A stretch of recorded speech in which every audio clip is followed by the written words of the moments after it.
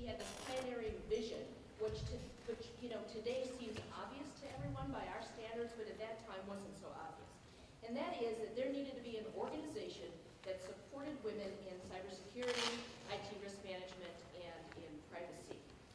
And over the 16 years that I've known Joyce, she's lived her values by engaging, supporting, and advancing women in our field. And so it's my great pleasure today to be able to introduce Joyce Pacaglia, who is the founder and CEO of the Executive Women's Forum. Thank you, Joyce.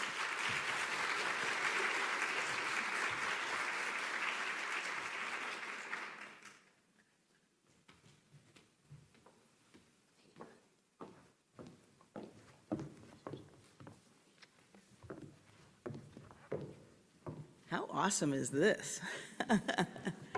So welcome to the second annual EWF Cybersecurity Women on Capitol Hill Public-Private Symposium.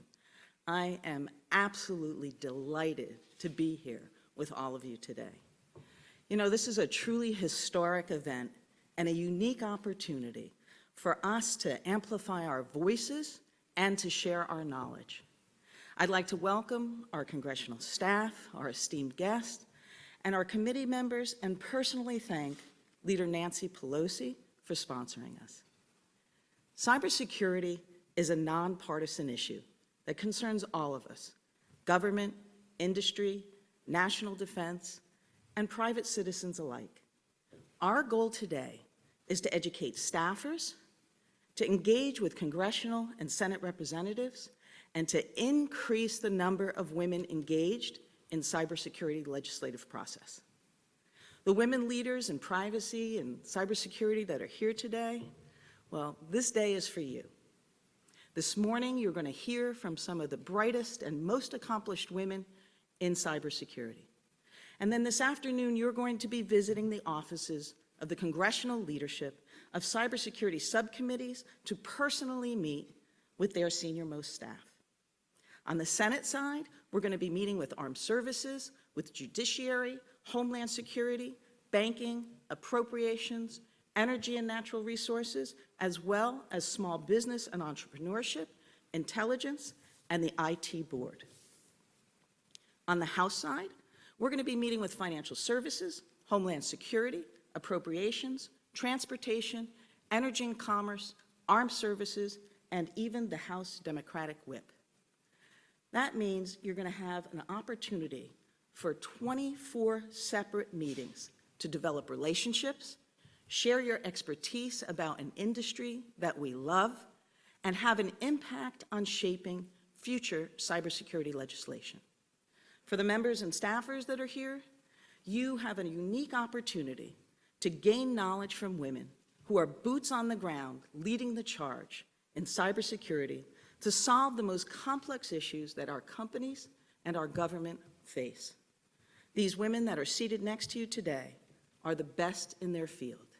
They have deep industry knowledge in all of the critical infrastructure sectors, and they are here because they care and they are ready to contribute to making cybersecurity legislation the best it can be. For me personally, I can't think of a better way for the Executive Women's Forum to celebrate our commitment to developing women leaders and increasing women's participation in our legislative process. As a part of that commitment, yesterday, the Executive Women's Forum brought nearly 100 women to the National Governors Association to meet with their representatives, as well as state CIOs and CISOs, and we also went to federal agencies. We went to Treasury, we went to Justice, we went to the FTC, and we are incredibly proud to have extended our Executive Women's Forum members' expertise to the governor's staff, as well as the federal agencies.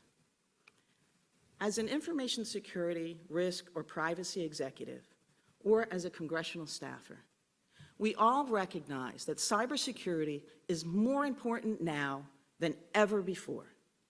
It is my greatest pleasure as the CEO of this Executive Women's Forum to lead this organization and you women that we represent on our mission to connect and engage with our government to provide them both with expert resources and diversity of thought.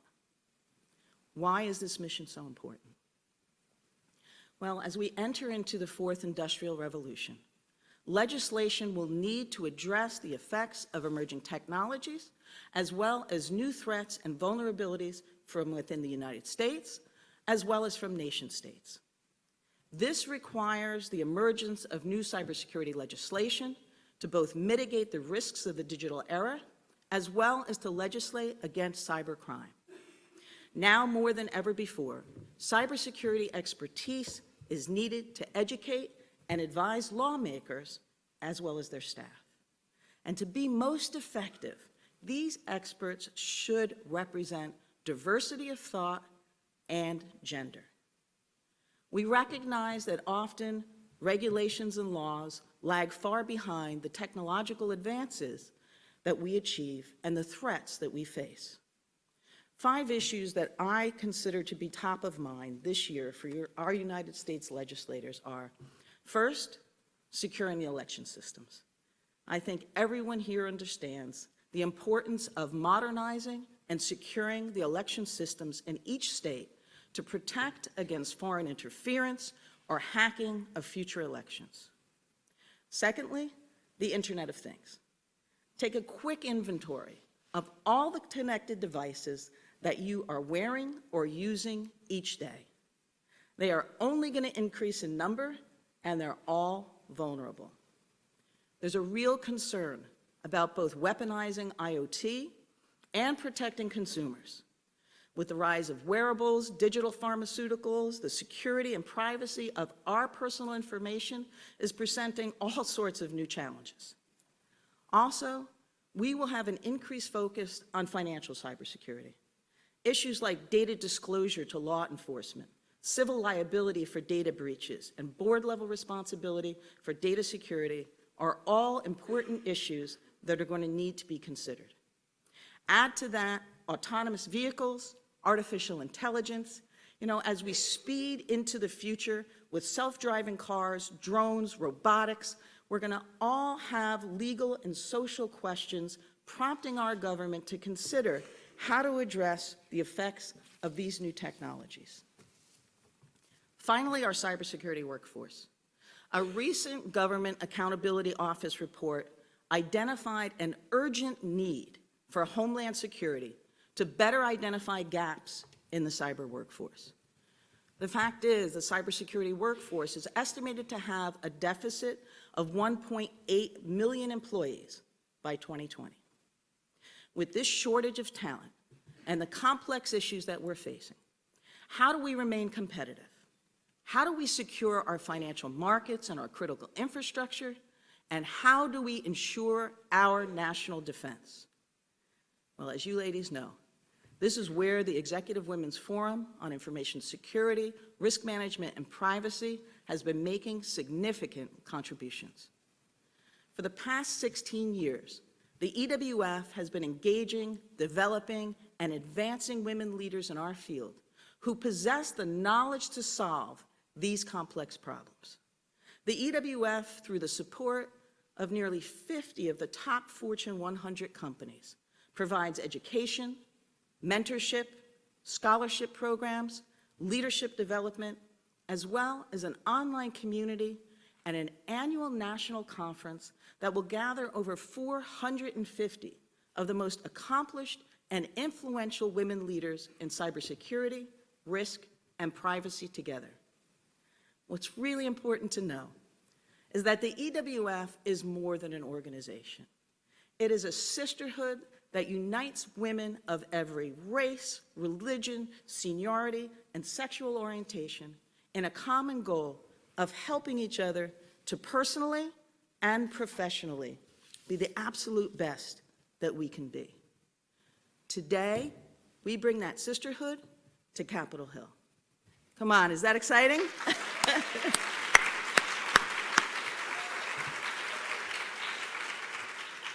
So why is that so important?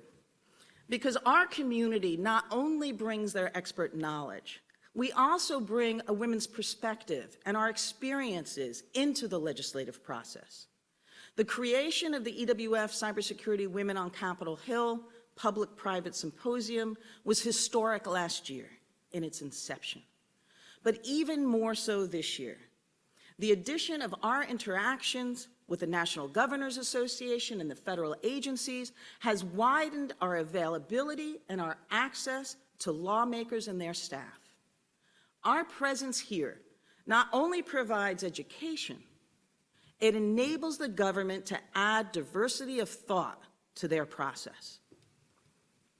In preparation for this symposium, I met with a bunch of congressional staffers, and I asked them, who do you turn to as your cybersecurity resource, and why? They said they typically reach out to the same person over and over again because they don't know anyone else. As a matter of fact, our research shows that that same person, almost 80% of the time, is a man. Utilizing the Congressional Research Service, we gathered data on hearings that were conducted related to cybersecurity during the 112th through the 115th Congresses. It turns out that there were 979 people that testified before congressional committees on cybersecurity issues. Only 206 of them were women. With only 21% of women testifying, clearly women subject matter experts are being underutilized.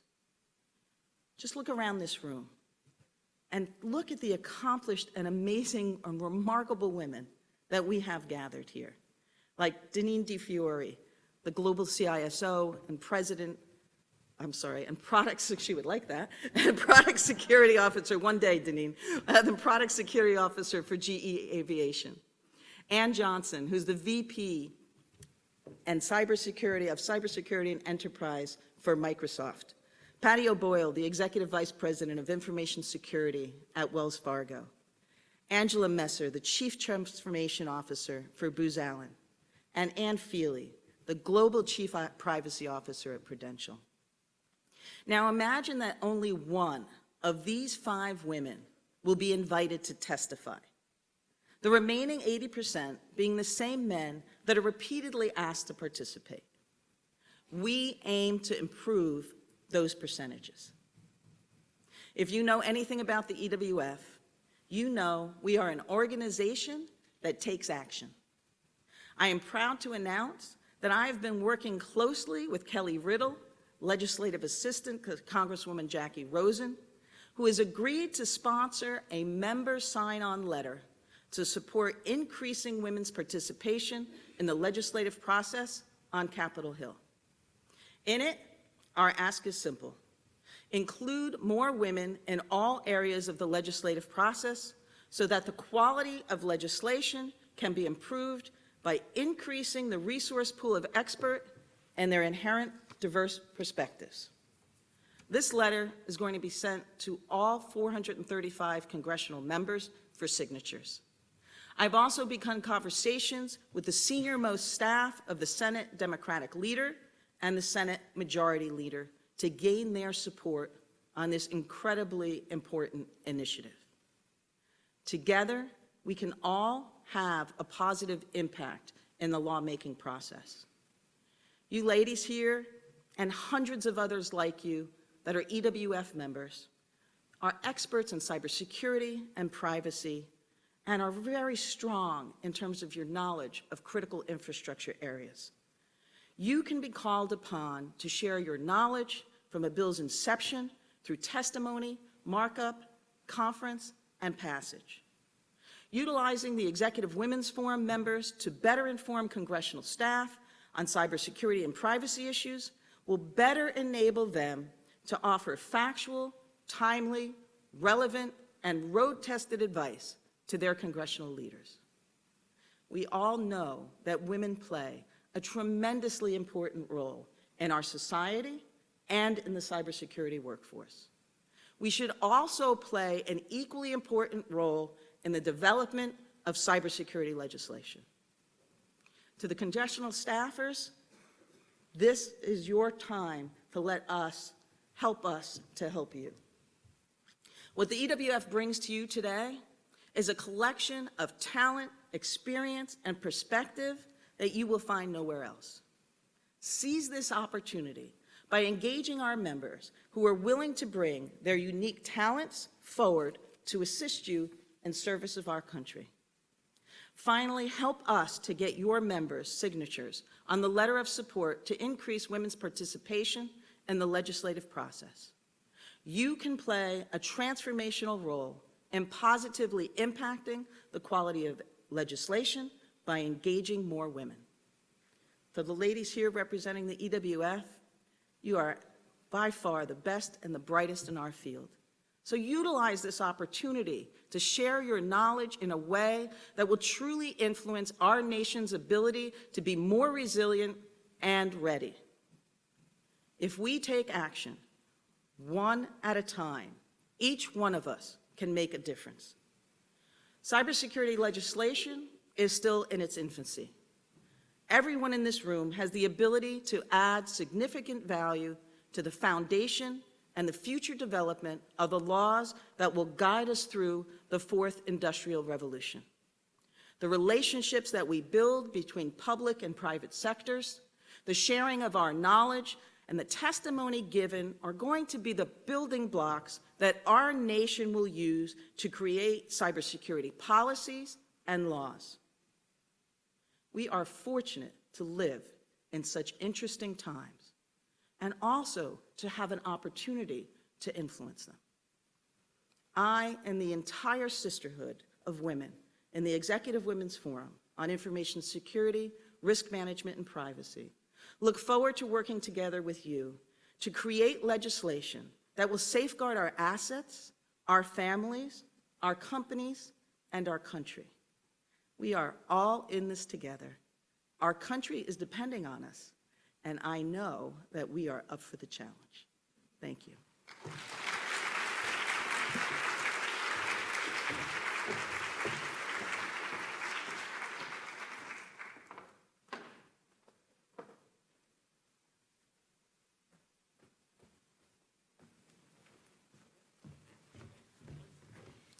Thank you very much, Joyce.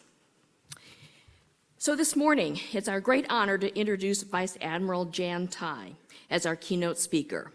The Vice Admiral serves as the Deputy Chief of Naval Operations for Information Warfare and as the 66th Director of Naval Intelligence. Previously, she served as the commander of the U.S. Fleet Cyber Command and U.S. 10th Fleet, where she was the first woman to command a numbered fleet. A career cryptologist, she is a graduate of the Naval Academy and has both a doctorate and master's degree from the Naval Postgraduate School. Vice Admiral Tighe is the recipient of our 2017 EWF Women of Influence Award.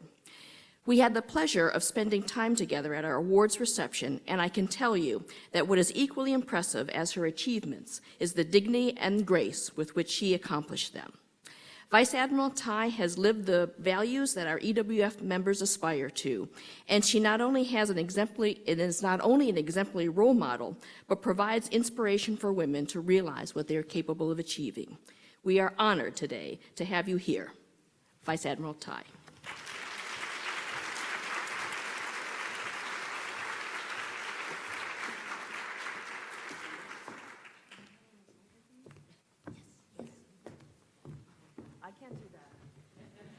Just make sure the mic is on here. It's there.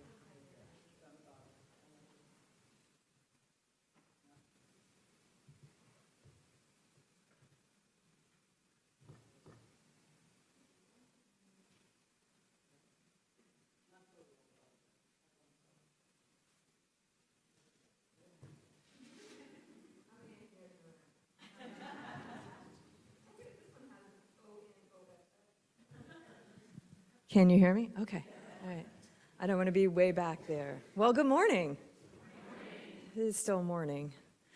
First and foremost, I would like to thank Joyce Bercaglia for, putting together a forum like the EWF in the first place to build and grow women and support them in this field and continue to grow leaders. And having this event is very, very exciting here on Capitol Hill.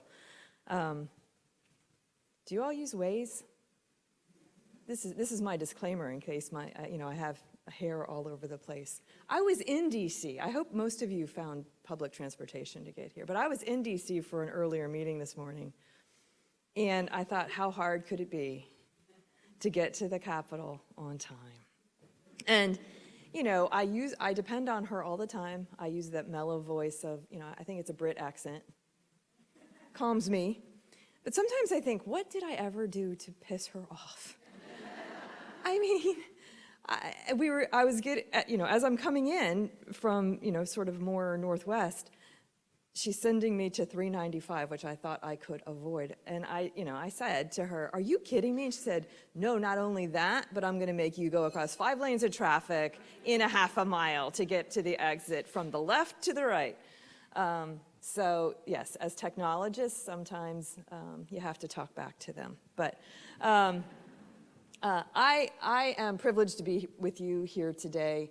I am one of the women who have had the privilege of testifying in front of Congress a handful of times and working with the staffers and the members to talk about cybersecurity and cybersecurity legislation.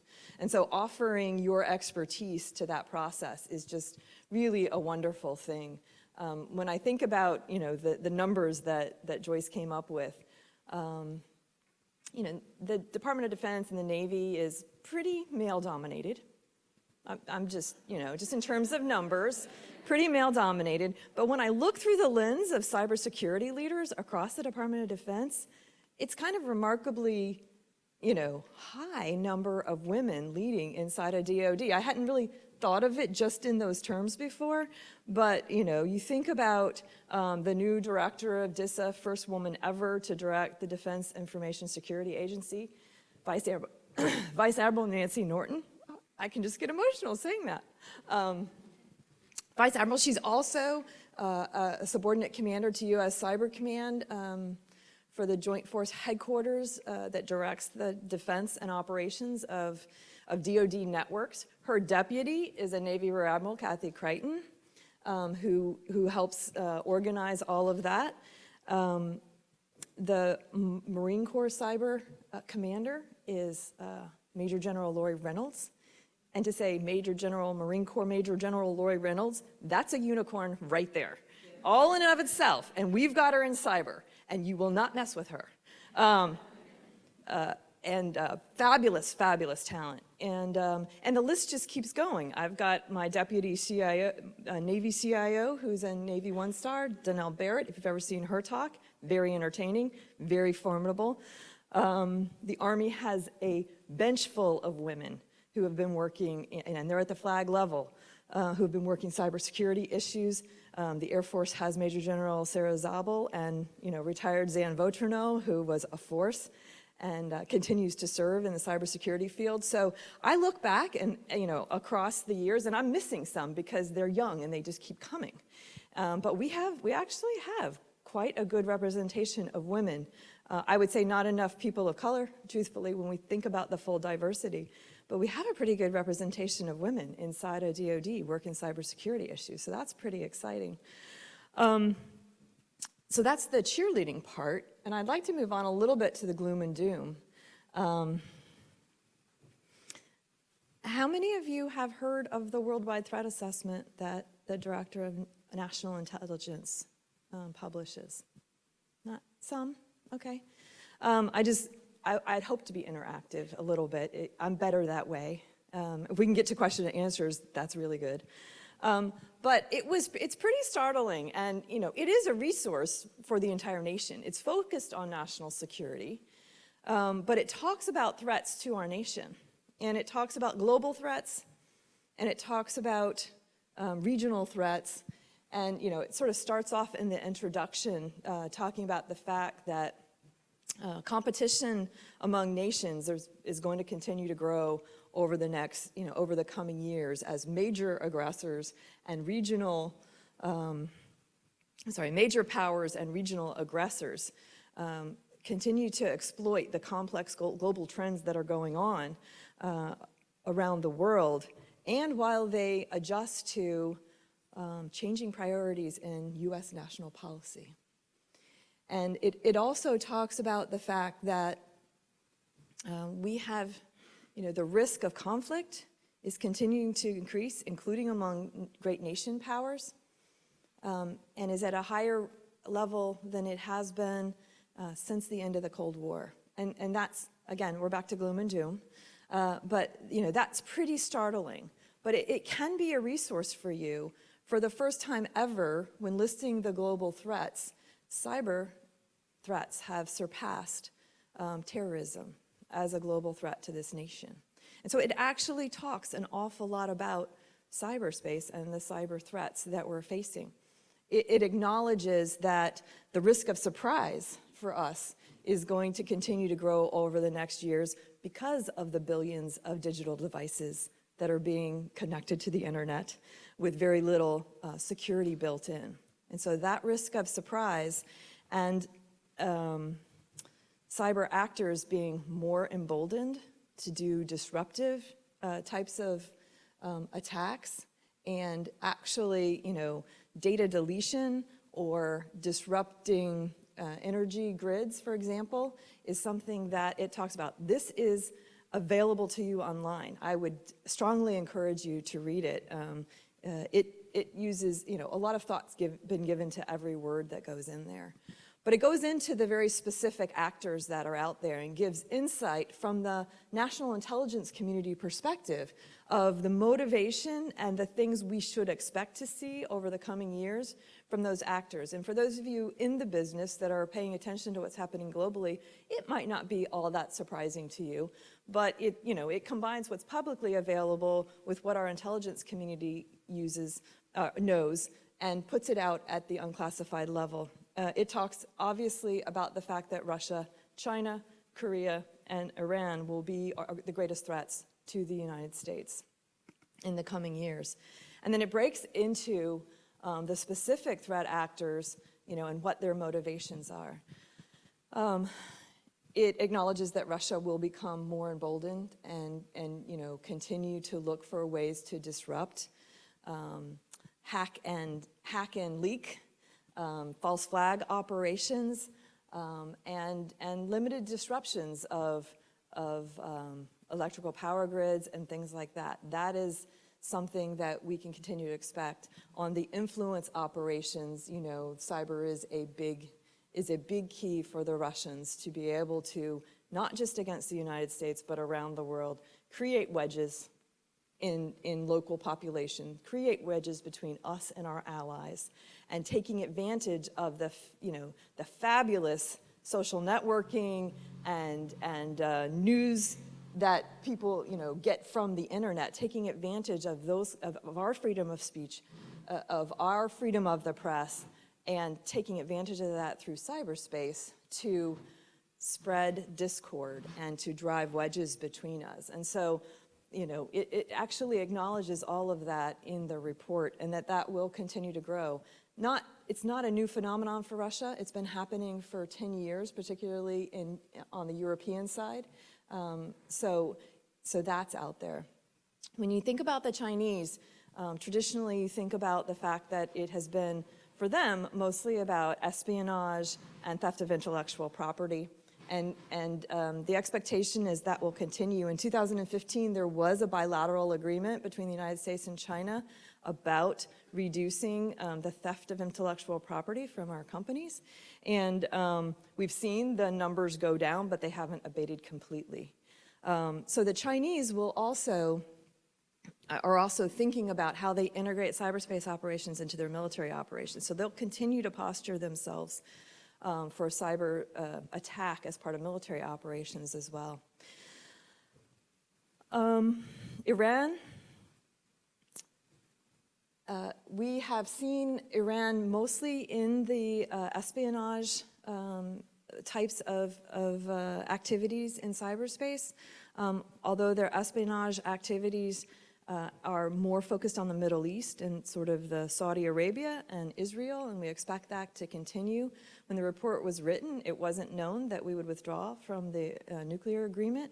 So I think some of the expectations in the report don't account for that, because the behavior from the Iranians before the sanctions were lifted was a bit different. So there were different types of focuses because of the sanctions that were imposed. So I think we can expect to see some changes there based on new sanctions coming in with regard to the Iranians. They are capable of destructive cyber attacks. They have that in their toolkit. They have used it before since 2012, and so they are certainly capable of doing that. And then finally, North Korea, heavily sanctioned, very much using cyberspace to generate money, to get around, to generate funds, and for espionage purposes, and thinking about, what they may need to be able to do in the event of conflict on the peninsula. Don't know how that changes if peace breaks out on the peninsula, but that's also another factor that I think we have to be thinking about moving forward. And so, from the national security perspective, we think about sort of those big actors in terms of how they could threaten at the highest level our national security. And so, after the gloom and doom, the question becomes, okay, what do we do about it? And I think much of the point of this forum and a lot of work that's going on across the country is about taking advantage and partnering across organizations, across academia, government, and the commercial sector to come up with solutions, to bring our knowledge together and fight against the cybersecurity threats that we face. An example of that, I think a good example of that, is the recently updated NIST cybersecurity framework. How many of you have seen it? The new one? How many of you use it in your company? So that's great. That's amazing. That's exactly what the literature says. And so, not put out there as regulatory or as a governance document, but as a framework that can be adapted inside of each organization's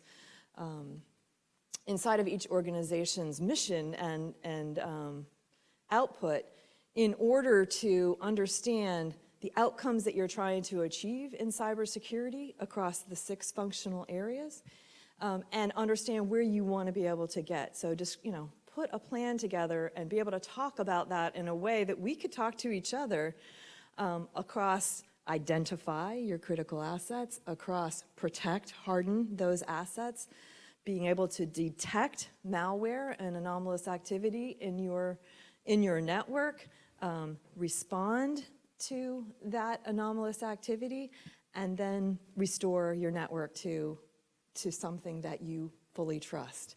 The Navy adopted it in 2014 to sort of get after the complexity of what we deal with in the Navy. So it is our shore-based networks, but it's also ships and aircraft and submarine and operational technologies and cyber-physical systems. And so getting your arms around that in a way that you can describe where we are as a Navy, it's a pretty big undertaking. And I imagine that many of you have similar complexities that you have to deal with every day. But when we adopted it, we actually didn't like the word respond. It sounded kind of passive. So we used the word react, which sounds reactive, which is not all that much better.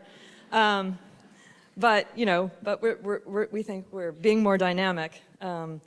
But we've done that across our aviation platforms, our surface platforms, submarine platforms, the shore infrastructure, the critical shore infrastructure. Really hard to get a ship underway if all the power from the pier. You can do it, but we are pretty reliant on pier services when we're tied up to the pier.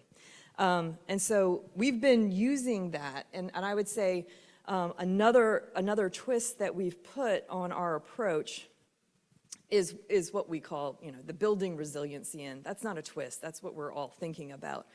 But for us, resiliency, kind of making sure that we have that detect, react, restore capability in the system, which is the technology, it is the training, and the technical procedures that we may use if we see anomalous activity in the network. But understanding that in order to accomplish our missions, critical national security missions, forward, potentially in the face of adversaries, potentially in conflict. We do not have the luxury, and I bet none of you have the luxury, of being able to shut down your system to clean out malware that happened to have gotten on. Okay, everybody just take a break for today. We're gonna take your gas turbine generator away. We're gonna take, while we clean up the malware. That's not an option for us. And so, building the systems so that they're resilient and that we can segment them in ways that we could isolate, areas of the network if it is found to be infected or there's just something suspicious going on. And then being able to fight through. We have to do that with ships. We have to do that with submarines. Harder with a submarine and an aircraft to fight through taking a missile hit than it is with a ship, but the notion is still there. We've got to be able to take a hit and continue to be able to depend on our networks and fight through the attack while we're fighting the ship or while we're continuing to accomplish our mission.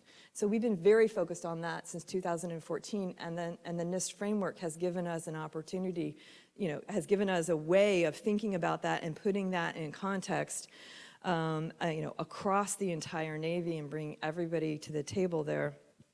I would say that in 2017, there was an executive order that mandated it for federal agencies. The good news is we were cool before there was an executive order to force us to be cool. And as I said before, the literature says that many industries, while it was intended for critical infrastructure, it's really the framework for improving critical infrastructure cybersecurity. Many industries are using it as that guidepost, as the way of doing it, and that is a result of collaboration, active collaboration between all the different sectors so that we can all make it better and everybody benefits from that. And Joyce talked about the fact that we need diverse voices out there. Plenty of research to suggest that diverse teams succeed and solve problems in a better way than monolithic teams. And so for the United States, if we can't build teams that are diverse, we have that advantage over our adversaries, right? We have a diverse population. Most of our near-peer adversaries do not have that. So they can't generate diverse thinkers. Their authoritarian rule doesn't even encourage them to generate diverse thinkers. But that's a whole different story. We've got to leverage that power within our nation to be able to build better solutions, to figure out what the right regulatory measures might be. From regulatory, to the framework. Framework is not regulatory until an EO says you have to do it. But what's the right balance there? But I think it's very encouraging that you're seeing the commercial sector across a lot of different industries begin to adopt this. And then when we come together to look for better solutions as cybersecurity professionals, we have a common framework to be able to talk to people about. So that's sort of the approach that we've been taking, and I think it's pretty exciting. And I think that what you'll see, we got version 1.1 with the NIST framework. What I expect to see is a sort of a living document that continues to get better. Maybe we'll offer the fight through idea to the team, as we continue. I think the other area that we do have to think about moving forward in terms of growing better cybersecurity professionals is the fact that the framework identifies the technology we're talking about as being IT, information technology, operational technologies, cyber physical systems, and the Internet of Things. We have to grow those cybersecurity professionals inside of those domains. What we found very quickly is we have experts on control systems, but we don't have experts on control systems that understand what the risk of cybersecurity is. And then we have experts in cybersecurity, they don't understand how control systems work, right? So that, whether it is a aircraft engine or it's a manufacturing plant, any of those physical systems, mechanical systems, aeronautical systems that connect to the network, which they almost all do now because they want the performance data coming off of them, have a risk. And if we're not building those systems with security built in, IoT has been the thing we've been talking about the most, but those big physical systems, tankers, those kinds of things, great risk of catastrophe there if an actor gets in. And so how are we building the engineers, sort of the control system cybersecurity engineers? It is computer science, it is data science, it is mechanical engineering, it is electrical engineering, it is aeronautical engineering. And so making sure that we are a team, are helping academia understand that, a computer science curriculum, good, not enough. A cyber curriculum, good, not enough. We've got to build sort of the cyber aspects into every single one of our engineering disciplines as well, and into the data science piece, because we're gonna take advantage of artificial intelligence to at least make the job of the hackers harder. They'll find new ways of doing business. They always will. But let's try to make it harder. And so the data scientists helping us with this problem are going to be important. And so we're here talking about women. How are we supporting women in all of those areas? My undergrad was in pure math, and then I went for MPS for electrical engineering because I was a signals intelligence kind of cryptologic officer. So communications engineering was basically core to my profession at that time. It's grown into a lot of different areas, including computer engineering and cyber. But being able to grow people inside of our academic institutions and encourage women in STEM curricula, from the beginning, it takes encouragement. Why do little girls not think that they're good in math? Maybe they never had, the best teacher. And I come from a family of teachers, so it's very risky for me to say that. But maybe they never had a teacher who really understood math in the first place. And so how do we help them get excited about the math that is necessary to be a computer scientist, that is necessary to be an engineer, and get them into those fields and encourage that? And so, thank you all for doing what you do and setting that example. And I think together we can certainly grow the number of women in this field and grow the number of voices that contribute to solutions and teams, that contribute to legislation, that contribute to policy types things. And so with that, I'd like to open it up to questions. How are we doing for time, Joyce? I've never been on the Hill and not been able to see a clock before, so it's really different. They're really muted even. Anything? Anybody? Okay. What's my biggest challenge? Well, I think I kind of described it to you. It is that it would be nice if we had one engineer in the Navy that thought about the system of systems that we were deploying, but based on size and scale and scope, we have lots of program managers who deal with industry to create a capability that someone asked for, and those system of systems potentially generate cybersecurity risks. And overall, I'm the one who has to think about that and worry about that. And so again, using the framework and using the risk management framework as well, we are putting together standards across across each of our platforms that have to be implemented to make sure that we're covering that system of systems approach. How are we inheriting controls, that kind of thing. So because of the large, multidimensional nature of the Navy and the different operational technologies that we have, working through those complexities at a very high level, at the top of the Navy, it's quite interesting. And because you're dealing with multiple cultures of people, and people who own their own programs and are proud of them, and beginning to push the rudder over to make sure that we're building cybersecurity into every one of our new programs from the beginning, as opposed to, sort of bolting it on now after the fact. We commissioned ships with the intent of having them out there for a very long time. Obviously, their IT is not going to be, out there for the same amount of time. We've got to continuously refresh. So thank you for asking that. Anybody else? There's one in the back.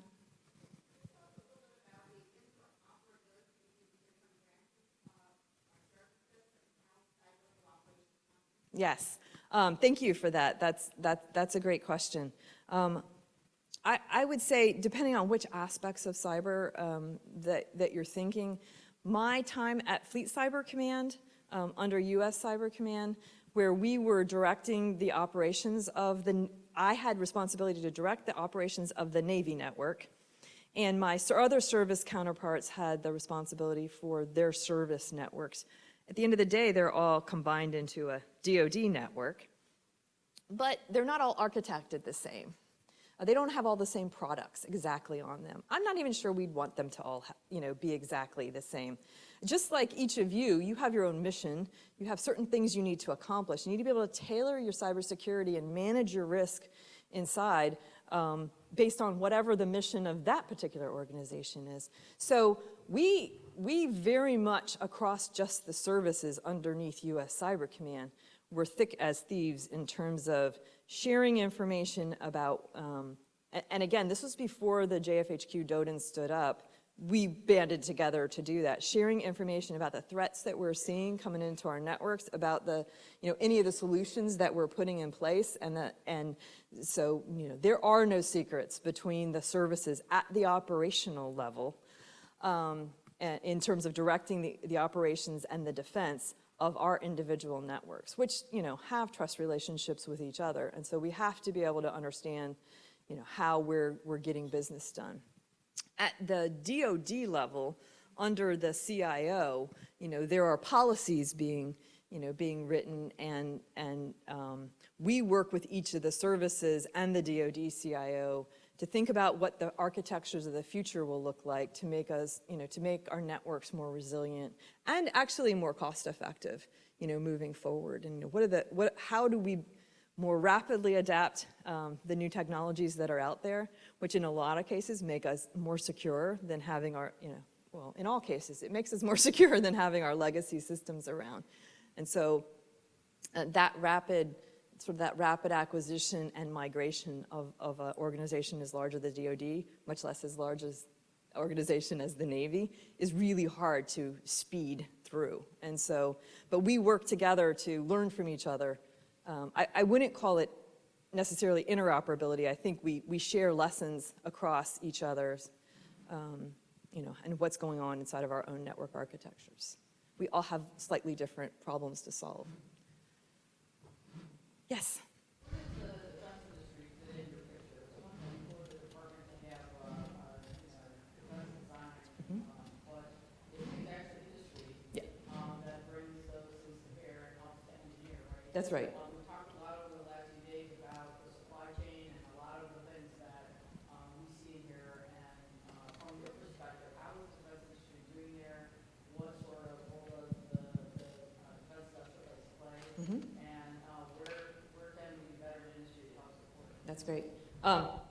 I think two-part answer.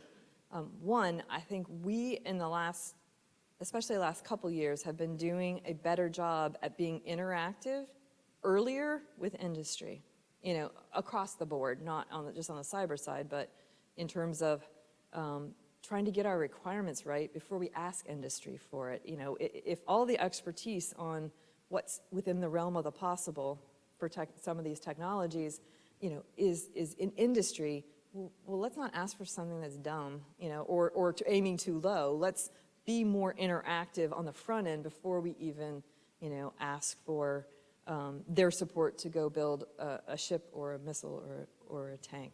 I think as it pertains to defense industries, I would say over the last 4 years, there has been a noticeable shift in the defense industries in terms of focusing on their own cybersecurity first and foremost, because again, we're back to China being focused on stealing intellectual property, and that focus is still on our defense industries so that they can, steal the technologies that our defense industries have generated and potentially produce them much faster than we can deploy them worldwide. And so that focus, I think, we've seen that come up, but that's typically among the larger defense industries. The smaller subcontractors, have a hard time investing a lot of money or having a large cybersecurity apparatus.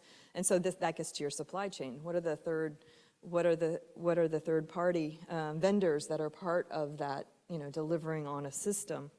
And so with the framework, there's more of a focus on supply chain risk management. And I think we have thought a lot about the hardware aspects of supply chain risk management, but the software is even more complicated, I think. And so I do see the department spending a lot of time, a lot more energy and effort. We've talked about supply chain risk management for a long time, haven't cracked that nut as well as I think we've got to in the future. So I'm expecting more focus on that moving forward. I think what industry can help with is a couple of things. Continue to think through how you're going to manage your subcontractors for the defense industries.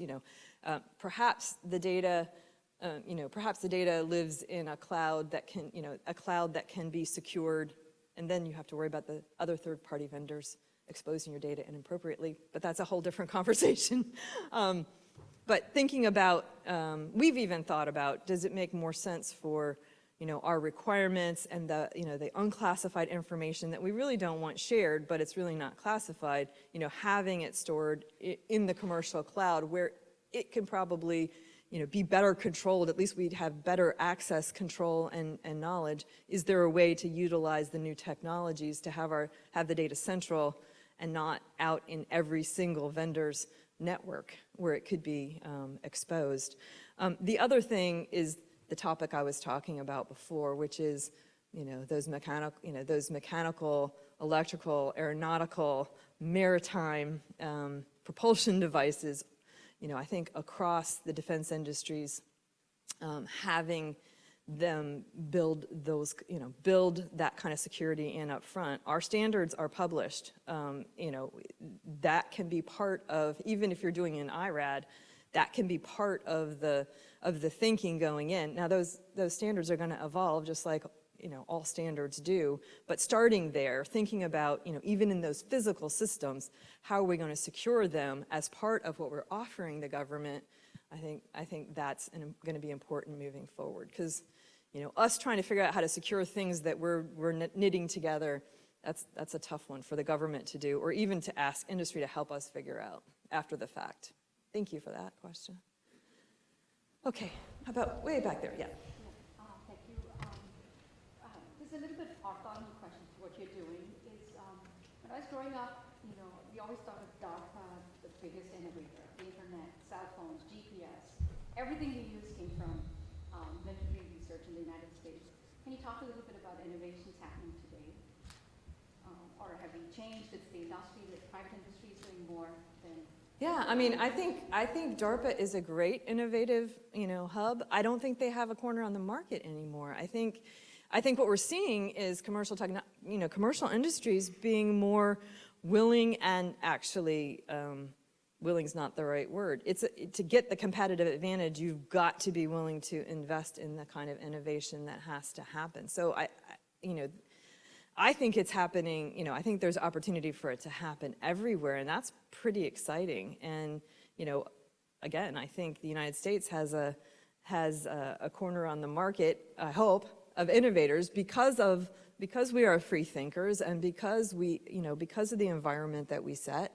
And so, yeah, I see it happening everywhere. DARPA's doing great things still for us, but the industry's doing, really great things as well. Military used to drive a lot. We know that, especially in the communications side of the house, and many of those technologies that we depend on, we were the driver. And you know, there was a time when, you know, even on the IT side, that was probably the case. That is not the case anymore.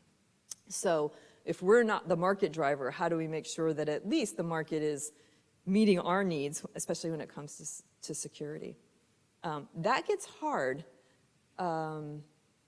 in, again, those control systems areas. If we're the only ones who recognize, or there's a very small minority of the population who recognize that, you know, that electrical systems, I know I'm preaching to the choir here, you all know that electrical systems are at risk, but there's not that sense of urgency to create new solutions there, you know, across our electric grid or in our transportation systems to drive more market players into that space.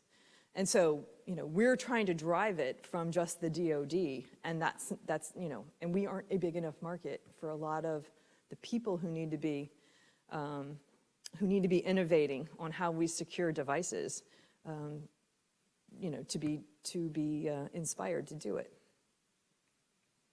Yes. Can you speak to the challenges you may face related to procurement processes and the ability to meet the goals and objectives of cybersecurity programs? Well, I think, sure. Thank you for that. I mean, first and foremost, I think across the department, the entire Department of Defense, we recognize that our processes are too slow for us to maintain the competitive advantage in the great power competition that we find ourselves in these days. And so reform is at the core of DoD, and procurement processes are part of those. That's just in general, not just about cybersecurity. So we have been working for the last several years on how do we put cybersecurity pieces into our contracts. And I think that's continuing to mature. I think one of the things that one of our biggest challenges right now is figuring out, for example, let me put it in perspective. When I was Fleet Cyber Command, I was directing the operations and defense of the Navy network. That includes protecting Navy data wherever it is. So we're in a cloud-first migration. So now my data is in a commercial cloud. How do I direct anything there? Exactly. How does that work? How do I direct defense? How do I understand if there's adversary activity inside of our data? And so we're sort of working through that. The commercial cloud providers recognize that there's a shared responsibility there. So what does that translate into in terms of the contract with them? What services do they have that they can offer, and how would we order that? So we're actually working through a lot of that today in terms of what we think of as command and control of, you know, over our data that's living in a commercial cloud, living on commercial infrastructure.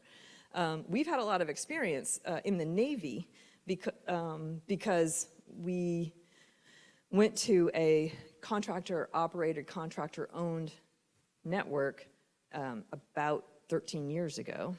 We transitioned that back to government-owned, contractor-operated. So we've been in for our shore-based networks. So we've been working with a contractor-operated network for a long time. So we've learned a lot of lessons there. Slightly different when you get into the cloud world, but I think those lessons translate. And so we're working through that with the vendors, all of the vendors right now, to figure out how exactly we would put those kinds of provisions into the cloud service provider contracts that we might let. Yes? Morning, Stacy Dawn. My question is, are you doing agile system development? And if so, how are you integrating cybersecurity concerns before each deployment? Yeah, that's a great question. Agile, good. User-based design, good. DevOps, good. You know, so we're what we're trying to do in order to speed our ability to deliver is we've got to migrate our architecture to, you know, sort of infrastructure as a service, that and stop dropping, you know, for a long time. Again, the way the Navy built systems and capabilities was a box at a time, right? We still have those boxes today. So transitioning to something that's more like an infrastructure as a service putting our DevOps environment in a cloud infrastructure and allowing for that agile development and being able to push new capabilities out on a ship, at sea, in the Gulf, without taking the ship down, without, first do no harm, is exactly where we're headed. And so I wouldn't say we're there yet. Agile's been part of our design feature across the Navy, for our acquisition systems for some time, but probably more in pockets. We're trying to push that to be a lot more ubiquitous across the Navy, but we aren't there yet. Yes? DoD and the Navy specifically working to manage the skills gap that we have for cybersecurity and readying itself for really an unknown technical landscape for the future? Yeah. Well, a few different ways. I would say through our accession programs, we're recruiting people in with the aptitude to do cybersecurity that don't have, our sailors don't have a college education, but who, how do we identify people who would be good in the field and make sure that they're getting, into the right career fields to be able to capitalize on that. For our officers, we have, at the Naval Academy, we've graduated I think we've graduated 2 classes where we actually had, of cyber majors. So we established it a few years ago. This might actually be the second graduating class where they actually went through a cyber curriculum. Also, all the Naval Academy midshipmen are taking 2 courses, no matter what curriculum that they're in, of 2 cyber courses.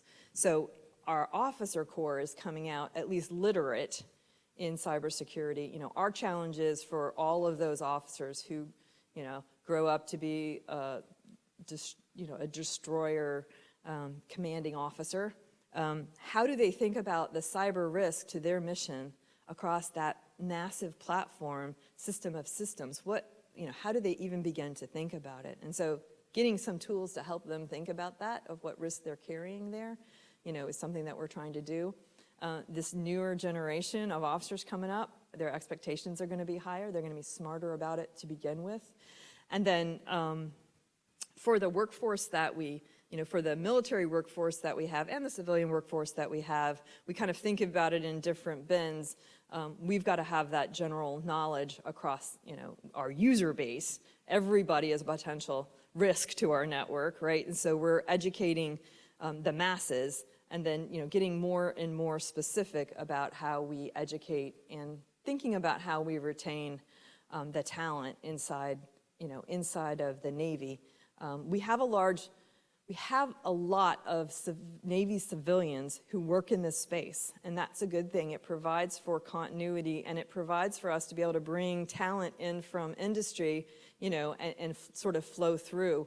We do also have some programs for our officers and enlisted that allow us to send them out for a year, tours with industry.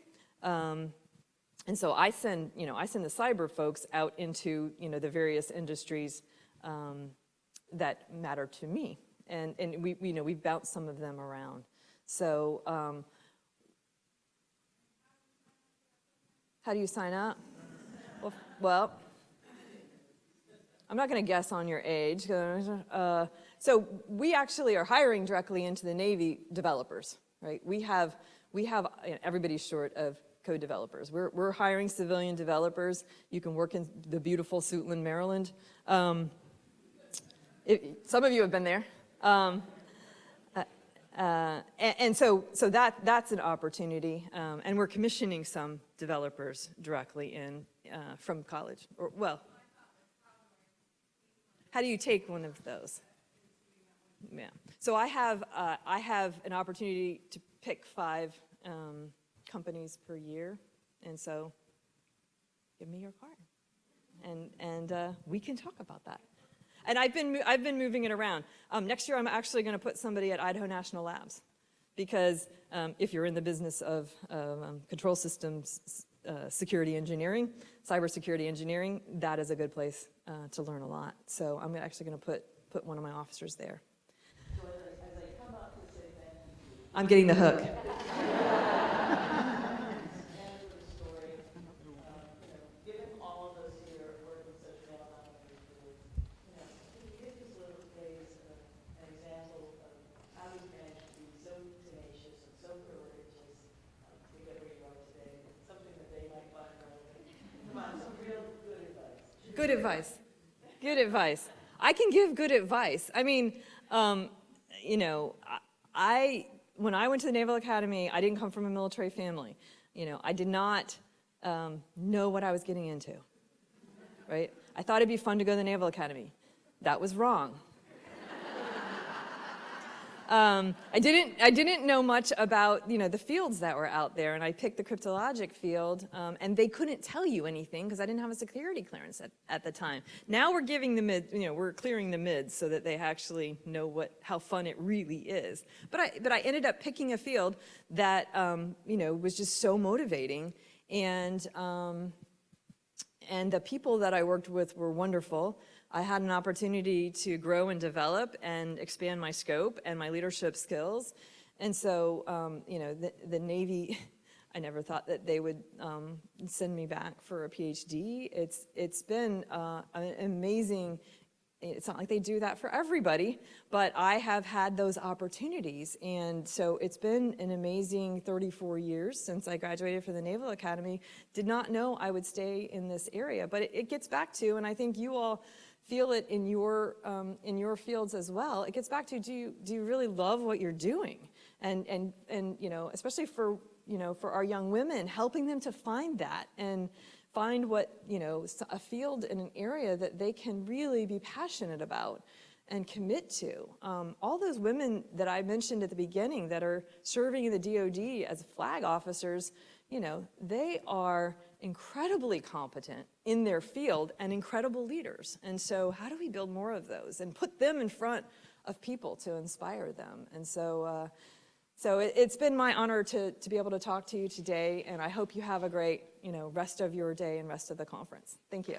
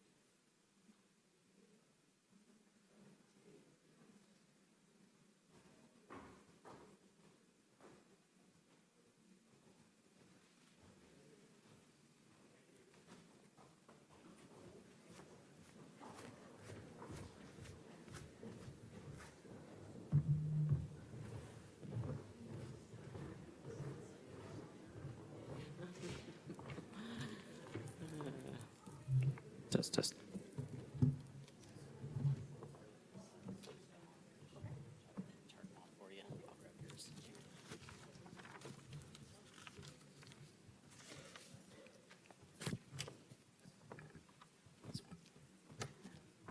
Let's give a round of applause for Vice Admiral Tai, would you please?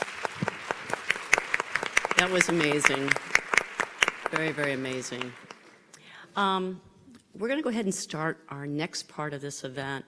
And I'd like to start off, and I'm going to end this way with thank yous. Many thanks to the EWF, to Joyce, and all the EWF staff that made this event possible, as well as last year, and only more to come. Thank Vice Admiral Tai, because I think she was a real great stage setter for a very interesting panel that I hope that you engage in and think about. And of course, I want to thank the panelists who are up here today, because they're going to give us some insight with their diverse thinking. So let me set context. Again, I'm Angie Messer. I'm Booz Allen's Chief Transformation Officer. Before that, I actually led all of our cyber innovations as well as our functional agenda. But I continue still to be the champion for women in cybersecurity at Booz Allen. So it's an honor to be here, an honor to be a moderator for this panel. So let me set context, and then I'm going to have our panel members introduce themselves with a little question. So the title of this is Radical Resiliency. Radical resiliency. And Vice Admiral Tai talked about resiliency, and she called an action, and lots of things that are going on in the Navy and in the DoD. Let me set context for why we call this radical resiliency and the concept of a moonshot. In 1962, President John F. Kennedy stood in an auditorium with an audience probably much like this and said, quote unquote, "We choose to go to the moon. We choose to go to the moon in this decade, and we'll do other things, not because they're easy, but because they're hard. And that it's a challenge that we're willing to actually accept, and one that we are unwilling to postpone." I mean, with the stage setting that Joyce did, Vice Admiral Tai, the world is changing. And as Kennedy challenged us 50 years ago, the time where technology advancement, the kinds of threats that were just described, we need a cyber moonshot. That is the next one. So that's the context for what we're going to ask our great panelists to tee up. In terms of the cyber moonshot, I'm going to add one more context setting too. The President's National Security Telecommunications Advisory Committee, called the NSTAC, actually has a subcommittee that's been commissioned to address a cyber moonshot. And it's in the early phases, and in fact, next week it'll be briefed to the White House.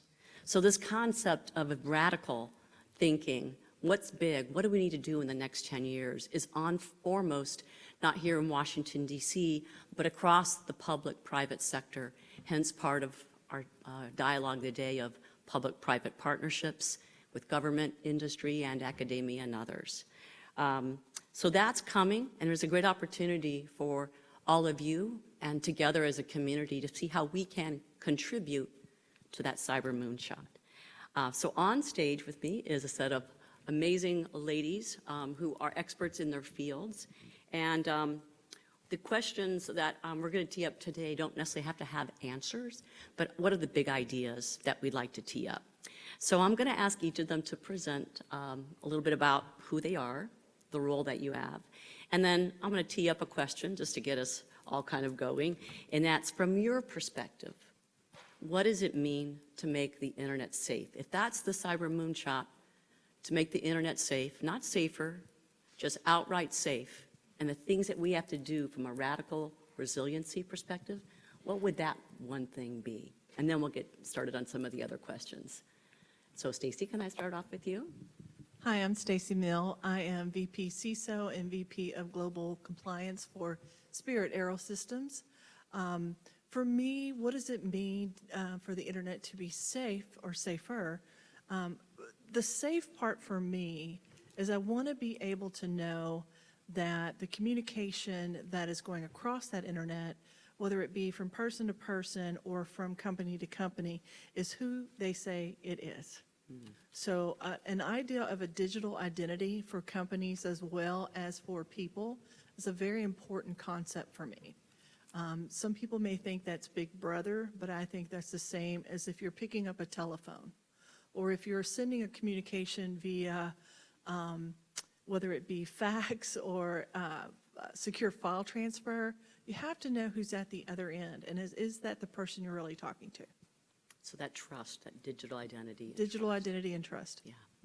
I'm Megan Brown. I'm a partner here in town at a law firm called Wiley Ryan, and I work with ISPs and telecoms on cyber nitty-gritty governance as well as big picture policy issues.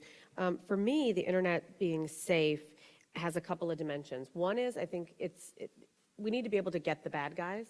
I think that's the ability to defend ourselves and defend the country from the people around the world who are seeking to do us harm. That's a key element. We have settings in the United States that we take for granted where someone will come and help you if someone breaks into your house or threatens you. Right. That's not in existence in the cyberspace.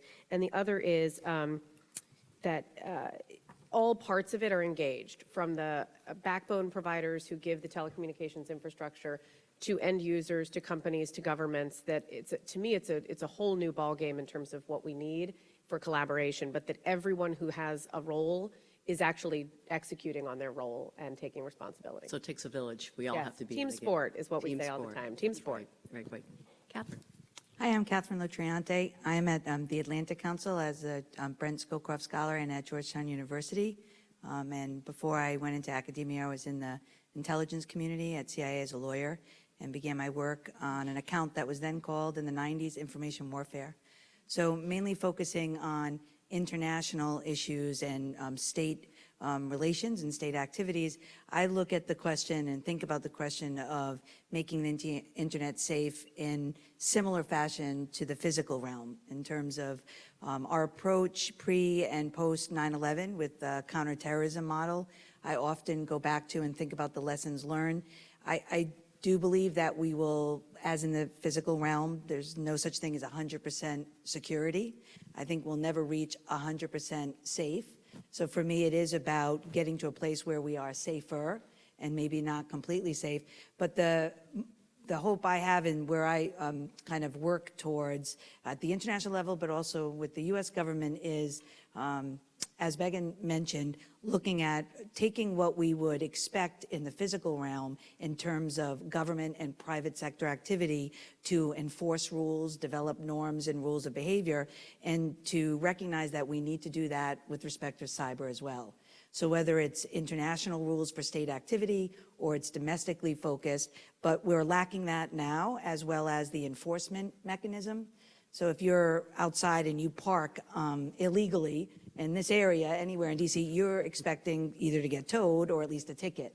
We don't have the same mechanisms in place for cyber security, whether it's at the lower level of mischief to the very high level of state activity. We only have sanctions right now, seems to be the only lever that we're using, so needs to be more there. I think that's a great point. Ann, your perspective. Hi, I'm Ann Johnson with Microsoft. I actually am responsible for customer security at Microsoft, not internal security at Microsoft. And my focus, probably for the past 2 years, has been on cyber resilience. And the way I define that, and I've done a lot of speaking and blogging on the topic, is our customers identifying what their critical business systems are and what applications, servers, cloud, et cetera, that they need actually to run their business every single day, identifying what those are, protecting those systems, and most importantly, in the event that something does happen in their environment, how do they get those systems back online as quickly as possible and as safely as possible. So that's a lot of the work that I've been doing has been really focused on that. Good morning. My name is Boyden Roner. I'm with the Department of Homeland Security. I'm the Deputy Director for Operations of the National Cyber and Communications Integration Center. Long title, long government, wonky title. But the NCIC, which is our acronym, is responsible for integrating information from all sources, the intelligence community, international partners, private sector, state and local governments, as well as the federal government, to do exactly what you have posed to us, which is make the internet safer. We do that through capacity building, through incident response, through information sharing. And I love all the answers that have been given because they all seem 100% right to me, but really great diversity of perspectives. For me, I think an internet where the cost of doing an attack is so high that it's a deterrent for adversaries. I agree that it probably can't be 100% safe because people will always have an intent, but where we're sharing information so quickly through automated mechanisms that you can only use one technique once and then it's no longer viable. That would be my answer. You know, I thought thought I'd cover some of the elements that are in this NSTAC Cyber Moonshot. And we started that conversation about sharing. That is one of the smart sharing requirements, is how do we do that? And again, thinking big. Let me just pose the panel to talk about some of your experiences about sharing. We have ISACs that are out there, but how do we incentivize? What are some ideas, some big ideas around information sharing or about incentives?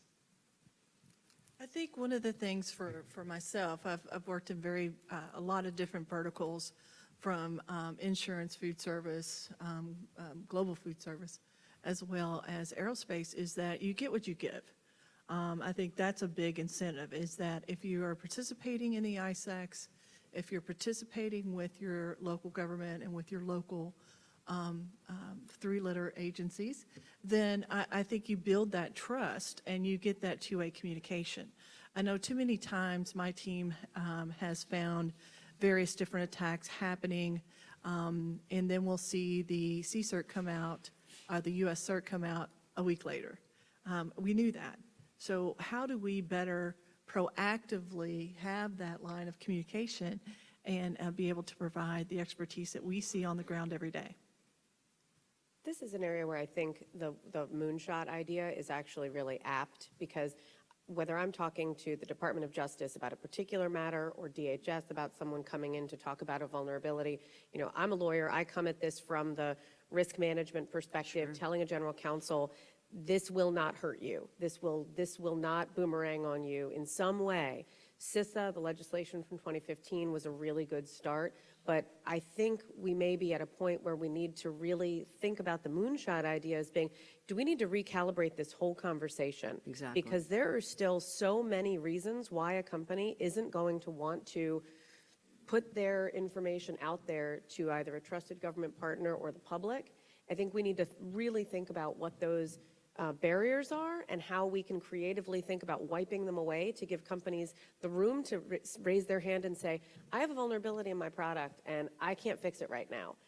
Right now, you're going to get sued and the FTC is probably going to come yell at you. So I'd like to have a whole new conversation about how do we get companies comfortable sharing this kind of information. I guess that's super relevant to like this kind of community too. Anne, were you going to make a comment on that too? Yeah, I mean, notwithstanding the legal and privacy concerns, which are enormous, I think as an industry, we have to say that we must share. I mean, it's, you know, it has to be, in this day and age, if there's any industry partner, whether it's public sector, private sector, manufacturer of, you know, goods, et cetera, we have to recognize that this is a global problem. It's a global problem with very well-funded and very, very sophisticated adversaries, and candidly, we cannot afford not to share. So whatever safe mechanisms we can put in place, ISACs, public-private sharing, private sharing, by the way, just sharing amongst ourselves, we all need to recognize that there's no longer the debate of should we share, it's how should we share.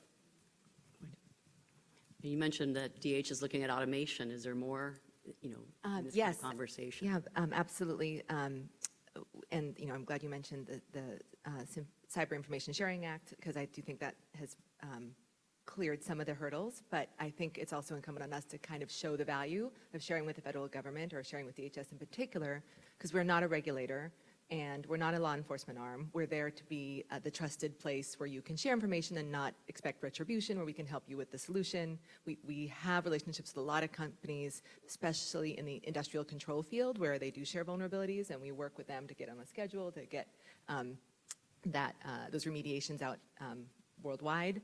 We do this internationally as well, and we take privacy we take victim data and privacy very, very seriously, so we're not going to be sharing something that's going to get a company, you know, front page news when they don't need it. So there are a lot of activities going on. There's a lot of different players. There's one about sharing information, and then there's the idea of maybe formalizing partnerships. Can we talk about a little bit about some of your ideas about how we kind of formalize some partnerships? Because sometimes collaboration, I think folks do want to collaborate, but what's the forcing function? How do you do that? I don't know. Megan, you've got a lot of experience with like formal entities. I mean, even the EWF as a forum can be a partner formally. What are some thoughts there about partnership? Because that's another item in this NSTAC Cyber Moonshot report. I mean, the key ingredient is going to be trust, and I think I instinctively recoil at the idea of forcing sharing because what I see as effective sharing is when there are relationships of trust, say, between industry peers, who they get that they're in the same boat, and they get on the phone and they talk about what they're seeing. They can be in conference calls immediately. Sometimes they include DHS, sometimes it's private to private. But if you want to formalize it, we keep getting back to some of these policy and legal barriers that are right now, I think, sort of insurmountable in terms of the way the incentives are set. And I know there's some frustration mounting with the idea that CISA was passed and there hasn't been this explosion of sharing that folks are able to see. I don't think the answer is to go to the stick instead of the carrot and threaten to force the sharing. But I think you really have to think about what are the barriers to sharing and how do you change the incentive structure so that it's not just, yes, we all should share, but how can you actually answer the questions about how sharing can occur in a safe way that doesn't expose you to antitrust liability, regulatory action, state AGs, and being perp walked up to Congress, no offense to the institution, but to be screamed at about something that while you might have been able to do something better, you're still the victim of a crime, often by a nation state. And that's the point I'd like to make, and you do it so well, is that as an organization, there are so many privacy laws on the books now that say you must share that information within 48, 24 hours, depending upon what you think that intrusion is, depending upon what your industry is. And so it is a punitive. If you share, then you're going to have an AG calling right behind it. You're going to have an agency calling right behind it. Whereas if you have that opportunity to share amongst those in cybersecurity to help defend, deter, defend, and recover, and then have the disclosure of it, once you've had that chance to recover from it and defend it, I think that would be, one of the biggest things to happen. And we're not incentivized to do that. I think a lot of times industry feels it's like a punitive. If I go ahead and say those words and say we see this happening, someone's going to be jumping on the bandwagon, and then we're going to see the class action litigation behind it, because we've seen it. Brad Smith, who's our president, talks a lot about the fact that we would never expect private sector to defend themselves against a physical nation-state attack. So why do we expect private sector to defend themselves against a cyber attack?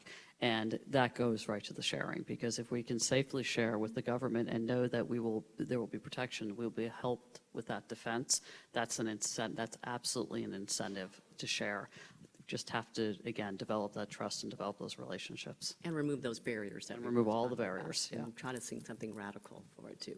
Catherine, were you going to make any comments on that area? Only to think that I agree with what's been said with the Sherman Act. Same thing with Freedom of Information Act. There are ways that information can be protected. So when we walk down the list of all the legal issues, at the end of the day, almost every single scenario that came up, it was not really the legal issues. It was just, well, I do not trust the government to be able to protect my name or data in the appropriate way. So we're talking about trust. I mean, how do we increase that trust with not just the government? I know yesterday there was a discussion with state governments. How do we increase trust, and what's ways to do it? Maybe even outside the government, maybe between industries, where we might even be competitors. So what are some big ideas about how you talked about digital identity, that's certainly one, but that's not a relationship area. I don't know how to do it fast, but I do know that it takes an investment, and most of the time when we do an engagement and we get personal experience with a company, we have a convert and they invite us back and they share information with us and they decide to partner with us on other things that we hadn't even conceived of, and that is a huge success story for us, but we can only do that one customer, week-long engagement at a time, or, one meeting at a time. So we put a premium on that, and we do a lot of outreach, but it's not, it's not going to be like an automated indicator sharing platform that can, But maybe we could accelerate that if we take that one team approach or that village approach about how do we accelerate it. If a cyber moonshot is the next 10 years, we've got to have a deliberate plan, it sounds like you're saying. And one relationship at a time makes it deeper, but how do we accelerate? I don't know, Stacey, you've also talked about this This with is just a competitors. big topic for me because of being in a different industries and being a DoD contractor at one point. For me, if we're going to evolve that conversation, there has to be a big education. Where do we go? Who do we talk to? Because there's so many different agencies, as you said. That's a great point. So how do we collaborate and be transparent about how the conversation should happen, how the data will be protected, so that we can build that trust? And then enablement, how can the different agencies, whether it be, I know a lot of, with aerospace, one of the first conversations or one of the first people I reached out to was Deneen. Because, we share, the same, not only the same industry, but we're all dealing with the same issues. And I think that's across industry. So really, how do we evolve through education, through enablement, and that collaboration and transparency? So let's pull the thread on education, because DHS has a very, safe and connect programs. What could the government be doing, or what's the government thinking about, and I'll ask the other panel members too, what other ways can we educate, and how do we do it more thoroughly, and how do we do it a little faster? I guess that was to the government, so I'll take the lead on that one. Well, we are starting to think about how to do it earlier. So getting into high school curriculums, getting into college curriculums, or finding partnerships or centers of excellence in academic institutions that can do that work. And I think that's some of the big ideas we have. Doing a lot of exercises is another piece that we do with different state and local and private sector entities. We've had a number of big exercises this year, and those those are a way to get sort of the nose of the camel under the tent, to get entree to more of what DHS can do, or show companies or entities that they have a problem and they need to increase the technical capacity of their workforce. So those are some of the things that we're doing right now. I think table talks are just a great exercise to do, to war game out scenarios. How about some other ways that we could have more education, or what the federal government could do? I mean, one thing that I and my clients have been urging the federal government to do is to consolidate and make more strategic all of the different touch points they have with the public, right? If you survey the federal websites for cyber tips, you will find 20 to 30 different agencies that have something. There's toolkits, there's this. FBI puts out some alerts that I think are very detailed for consumers to actually use. So I think that would be an area of low-hanging fruit for the government to try and say, we need to centralize some of this, make it consistent, make it more user-friendly. Why should someone have to go to the FCC, the FTC, DHS? So a unity of effort. There's so much out there, I think it gets lost, and it's not making an impact on users, who it really is important to remember. I hear a lot of people saying that users can't be trusted to do anything, that end users won't do security. I think we have to stop talking like that and reorient the discussion to say, they're digital citizens, and we're all going to have a responsibility, whether it's, patching a device so it's not turned into part of a botnet. Everyone has to have responsibility, and so digital citizens who are going to vote online and perhaps use autonomous cars, we need to really think about a much broader way to educate American citizens about what's going on online, not just password tips, but more fundamental, whether it's like a Smokey the Bear kind of campaign, but to centralize all the good stuff the government's trying to do that I think gets lost. Yeah, so we were meeting with, or I was meeting with our local congresswoman's office, and that's exactly what we talked about, is a Smokey the Bear campaign around cybersecurity, but also very targeted, because you have to segment the audience too. The digital sophistication of your average 25-year-old user versus your average 70-year-old user is quite different. So how do we actually target the population? And what they asked us to do is, can you develop some type of private sector cooperation among Seattle companies, not just tech companies, but companies that would actually help with that process, develop the materials, help us go out and educate. So that's some of the work we're trying to do, just to get those tools to the right altitude for the audience we're talking to, and then getting them out to the audience. I think they've even started doing it in terms of the video games, gaming. So the gaming manufacturing companies are building in to the language and how you play the game. You'll have to know something about security. And it's an interesting audience to target since, according to some of the ISPs in the US, they're saying that one of the biggest problems they have is it's the DDoSes created by these like 13-year-olds that are playing these games. So to get at that audience in terms of starting to educate them, because when they're DDoSing each other, it's just because they want an advantage in the game. They have no concept of the larger problem that they're creating on the flow of the internet traffic for ISPs So the and everybody else. consequences, right? Yeah. of what I they're do doing. believe, though, so what I've been positively thought of is that we're no longer just thinking about the college level. I do believe if you're waiting to college to train on security and cyber, you've lost it. That we have to actually go all the way down to the early years of elementary school, where it becomes like anything else that we teach, whether it's safety drills and lockdown drills, the cybersecurity and drills will just be part of your nature. And the government has funded quite a bit of that, and that's where the government can use its money, as well as the private sector as well, in terms of even summer programs, competitions, games, hackathons.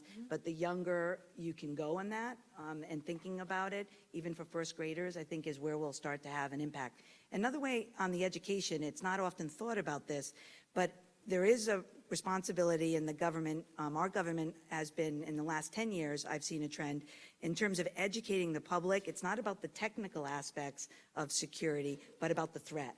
So may not remember, because every year now, as Vice Admiral mentioned on the annual worldwide threat assessment, we're now used to seeing cyber as number one. For the last 5 or so years, it's not just happened. But if you go back about 15 or 10 years ago, we weren't talking about the cyber threat. And honestly, Mike Hayden was one of the former national security officials. When he came out, he spoke very strongly about talking more to the public in unclassified hearings about the threat. More transparency. Yeah, And, and we like the started reports. that. Yep, And that's yep. part of the education, because if the average person doesn't believe that state actors are targeting us all and have the capability to damage our national security, then they don't understand it. They're going to wake up one day and we're going to have a major incident, and they're going to be like, well, where was the government? Right. Why didn't we know about this? If I could just add one more comment to that, because I was with the UK MOD, Ministry of Defense, 3 months ago, and the observation they made was that when we were in like a physical war period, like a Cold War period, you'd walk through every building and there would be signs in the elevators, signs on the hallways, signs everywhere, educating about the threat, talking about the threat, and making awareness.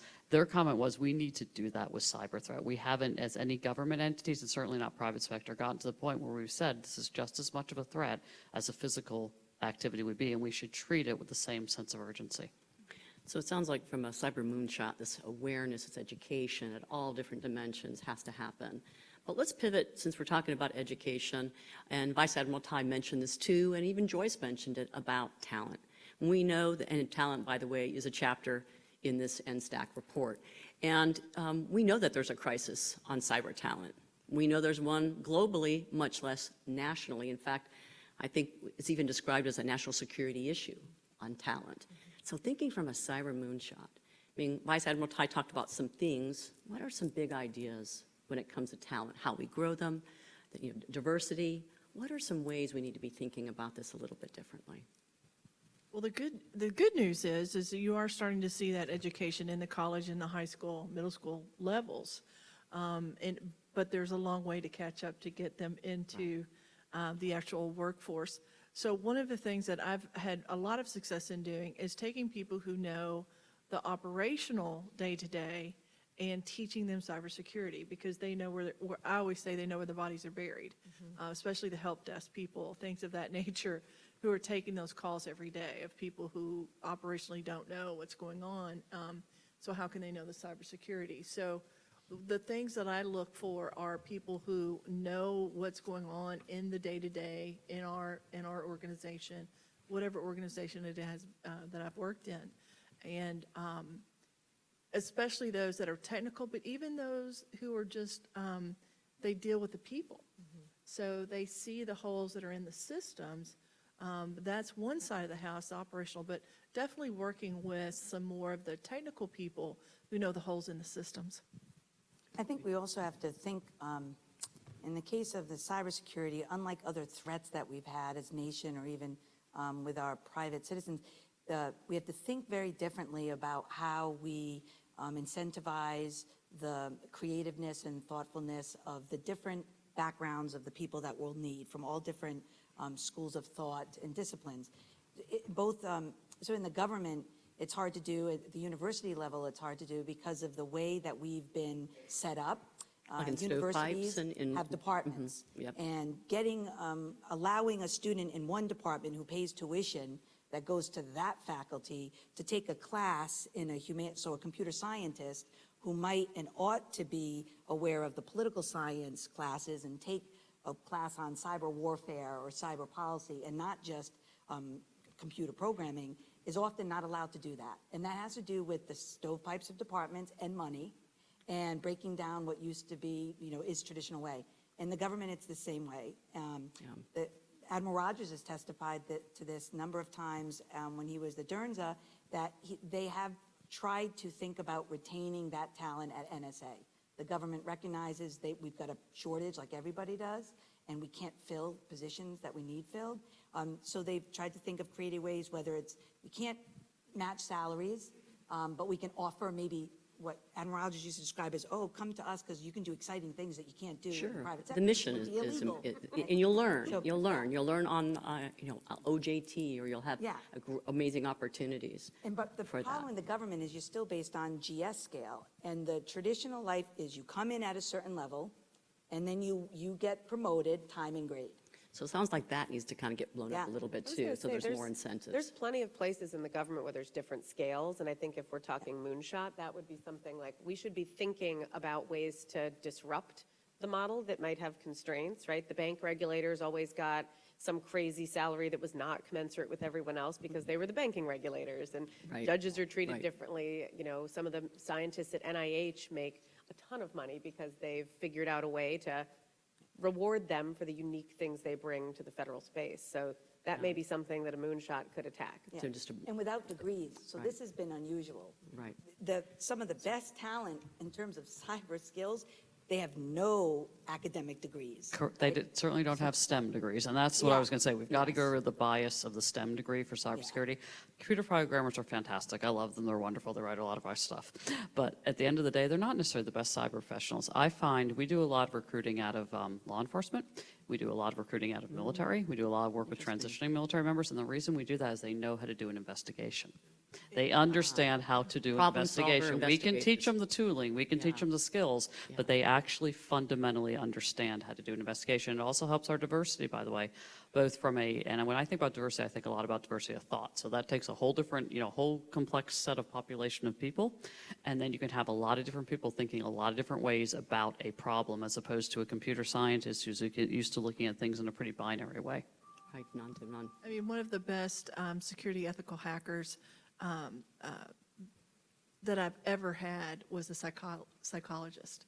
And so he was able to, think like, how would I get in, and use that diversity of thought, as well as a technical background that he gained just over the years. So absolutely agree with that. So besides the STEM and the education, breaking down some of these barriers, I'm going to pivot to maybe one more section, then open it up for any questions that you and the audience want to do, so we can get back on our schedule here. I have to hit tech. I mean, tech is a big chapter in the cyber moonshot with 5G, quantum computing, AI. I mean, what is the big moonshot that's going to help with cybersecurity to make the internet safer or make it safe to begin with? And I know you've done a lot of this research, and I know Microsoft does. Is there something that you can share with kind of how you're thinking about it, or how the industry is thinking about some of these ways to to make a difference? Yeah, I mean, I've been in tech for so many years. I always hate to think of that one thing. If someone says blockchain to me one more time, I'm gonna like throw something. But in all seriousness, we're doing a lot of work in both quantum cryptography, but also quantum resistant cryptography and quantum computing, and we're doing a lot of work with AI. I actually do think that there is some promise. If you think about all the signaling and all the threat that we all see, right? Whether we share it or not, we all get a lot of signaling and threat. Separating what really is noise and what is real so you can quickly detect a problem is probably the biggest thing we can do to move the industry forward. It's being able to detect really granularly, really quickly. And I do believe that AI is an answer to that. Now, how the implementation is, how it's done, that we have to work out some of the inherent biases that we've built in because of years of learning, right? And Right. years of learning has taught us bad behaviors on threats. But I do think AI has a tremendous amount of promise from a time to detection and an efficacy and an accuracy of detection standpoint. Or even maybe a prediction in some Oh, ways. well, yeah, predictive AI, I've been doing personally a lot of research on predictive AI with security, but that's a whole nother topic. I want to get through the detection first, and then we can talk about the Then we can prediction move on to the and our next accuracy there. moonshots. So, too. Any other final comments on that? If not, I would love to see if you in the audience have a question for this great panel. Yes, ma'am. Or implicit assumption that in order for you to have more security, you need to give up more privacy. And this is an implicit assumption that underlies our legislation, a lot of systems design. Do you think that's fair? Do you think that will change going forward? Do you really have to give up a lot of privacy to have more secure systems? No. You can anonymize almost every data set that you need to give you the right threat intelligence. I would say that with about 95 to 99% accuracy, you can be anonymized. And no, I don't think you have to give up a lot of privacy to have better security. But maybe they don't have good education to help people know that and how privacy is protected. For legislation and policy, there's a lot of assumptions, at least from what I've seen, in internet governance and policy legislation for security assumes that you've got to give up more and more in return for greater and greater levels of security. I think technology will provide a solution. But it's great that we give that feedback from a legislative, which is If I why could we're here. clarify one thing, though, I think in some of the discussions I'm in, for instance, around privacy, around the Internet of Things, there is a lot of imprecision about what people mean when they say privacy. And I think that is something that we have jumped over in this discussion is what is the harm that we're trying to address before we just start labeling information sensitive or private. There's a potential for over-inclusiveness, and if you assume that any sharing of data by itself is a harm, then you're going to end up in that dichotomy where you have to give up some privacy to get security. But I think we're not having enough of a discussion about what is the data that actually matters and what are the uses that actually give us concern. Because there's a lot of, ooh, it's privacy, but I'm struggling sometimes to see what the harm is from some of the sharing that's going to go on, and that worries me from a public policy perspective because it's easy to sort of throw up privacy concerns and stall important action. And for who, right? For which even generational, so. Exactly, generational, because my children would have no problem giving up a lot of their information and do everything. Yeah, that's exactly right. Yes, ma'am, in the back. Yes. So on the topic of recruiting and building a pipeline with skill sets and training, I was at an event last week, the Canon Awards for books and security, Hall of Fame books and security. We had a bunch of students there from local universities, and there was a resounding frustration. These were women and minorities that were applying and applying and applying, but there seems to be this disconnect, even at the junior levels, between the flux of people that we have in and these experience requirements for even getting entry-level jobs. So I'm curious, from your perspective and in your companies, what are you doing that's successful that is helping recruiting raw talent to be versus having, in many cases, very strange requirements at all levels for new positions, whether it's entry level or executive. So basically you're saying is how do we of all these credentials, all this tech experience jobs? I know how we're dealing not everyone comes in with those certifications, but we have training programs to develop them. So we remove the barrier from the recruiting. And I think like Ann was talking about, we're recruiting not just non-STEM, but recruiting from vets. We're recruiting all kinds of other sources and bringing them in. But any other other ideas that you all are doing? We have both an internship program and a Microsoft Academy of College Hires program that brings people in very early in career and gives them, those skills. I'm not going to say we're great at, I think we can all be better because we still say, oh, if you don't have 5 years experience doing this, and you don't have a CISP, you don't have this, and you don't have that. I think as an industry, we have to look and say we're willing to take risks on people and train them if they don't have this perfect pedigree. And programmatically, and that's why I think our internship program and our Microsoft Academy of College Hires program is good, but we could do a better job, certainly. Yeah. I know, and from the government perspective on the hiring, what they can do in the government, which may be easier to do than in the private sector, is they can be creative and waive a lot of the basic requirements and teach the educational part on that the government is facing on the cyber workforce, particularly in an area where you need a clearance to get these jobs, is that is not waivable. It never will be. And as far as I've seen, it never is even thought of. So it is difficult who have complicated pasts. I mean, I'm not necessarily talking about criminals, but just very complicated pasts where whether they've lived overseas, they're foreign national. Not easy to get them through the security clearance process. It's still not easy, even though that's been looked at for a while. So that's going to be a continuous We need a cyber moonshot for the clearance part. I definitely agree with there, yes. Oh, yeah, I think that also underpins how this is not just our departments to the folks that do clearance processing. Because it could be a team that can understand what the job requires to write a good job requirement documents, so that you're not asking for 5 years in experience in a technology that's only been around for 2. That I've heard that before at other meetings I've gone to. So you have to have, a lot of empathy and a lot of communication internally for all the different parts of the organization. That's why that unity of effort, that village, that team effort. I think we have time for one more question. Yes, ma'am, in the back. Thank you. This has been a fantastic panel, and I appreciate all of your perspectives. Back on the topic of opportunities to improve that information sharing, where do the ISACs fit in there? The ISACs.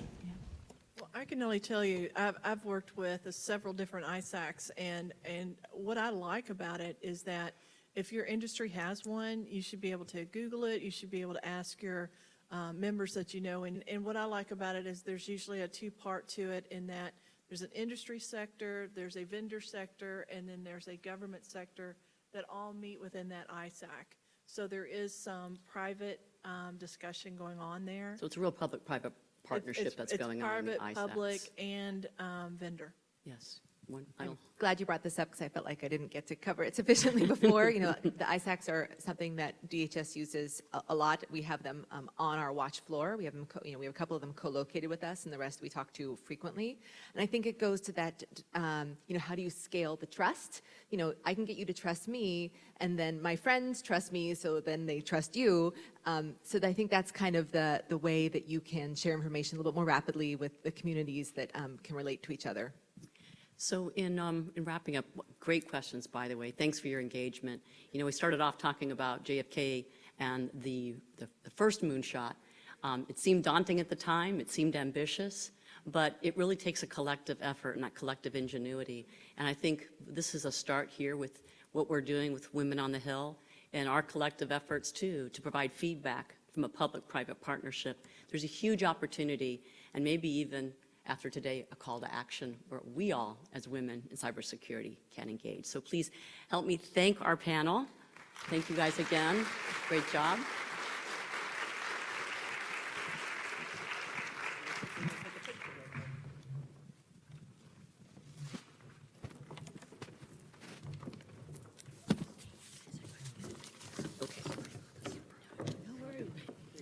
Angie, thank you so much for bringing together such a wonderful panel. of very, very knowledgeable women. While they're getting their photograph, what I want to do is just logistically let everyone know that what you'll do is you'll exit now out of the auditorium, and we're going to go into breakout tables for some networking and for some industry-specific focus groups. So I believe when you exit out here, the side conference area will be to your right, and we're divided up into the various areas of critical infrastructure. So there'll be healthcare, finance, transportation, high-tech, energy, things like that. So you get to pick your table, and table leaders know who you are. So